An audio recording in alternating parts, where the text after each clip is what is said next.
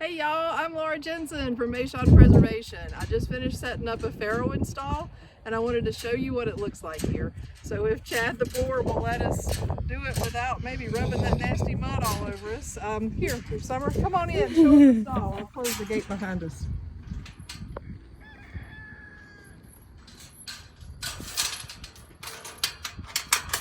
Okay, so most farrowing stalls, well, let me back up. What is farrowing? Farrowing is when a pig gives birth, is what it is. It's called farrowing. Don't know why, but that's what it's called. So a stall is somewhere that a sow would go or a gilt would go to give birth, and they have what's called rails in them most of the time. Typically they're made out of wood, like a 2x4, just some sort of bar, or maybe a creep area, as some of them are called, where the piglets can go. So when mom lays down, the piglets can get out of the way. We're not carpenters. We kind of hate carpentry work, quite honestly, but we are mechanical people. So let me show you what we did. So this is just a good old T-post. And then muffler clamps are our friend. Those are 4-inch muffler clamps. So go to the auto parts store and get you muffler clamps and screw it together. Now, I don't recommend leaving it like this. We're actually gonna probably fix that probably tomorrow, because we got a sow, excuse me, due probably in the next 4 days. But anyhow, the way we've done it, you see how you got a gap all the way around here. That could or could not be replaced. I'm gonna leave it. I don't think it's a big deal. I always put a corner in all of my farrowing stalls for a heat lamp.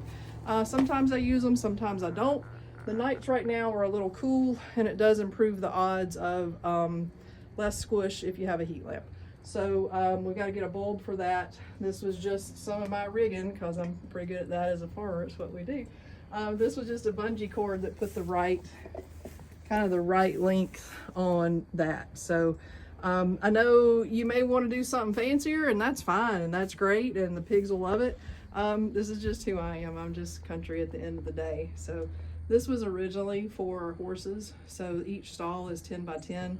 The entire barn is 20 foot wide. So this is also a farrowing stall if we need it. But right now this is also a breeding pasture for us. So what we'll do is, if you'll swing around over there, we've got that gate closed. We'll actually probably put some cinder blocks at the bottom of that gate on the outside so that piglets can't get under it. Maybe probably something that'll go between the gate and the T-post as well. I could probably just put a sort board there. But the biggest thing that you want once they start moving around is you don't want a space for them to escape. We had that happen last year. Had a litter almost make it to the road, just going on a big walkabout. So these grids are fine.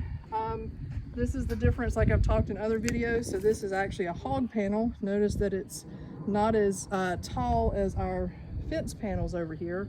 Those are called cattle panels.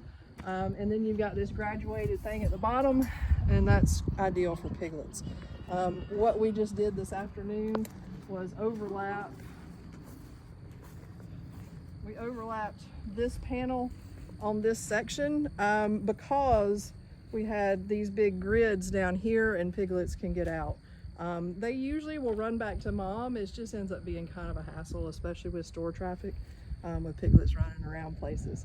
So we've got 2 waters and a feed pan got power coming from my house back here, and I think that's a farrowing pen. So if you have questions, let me know, reach out. Hope this is helpful, and I'll see you on the next video.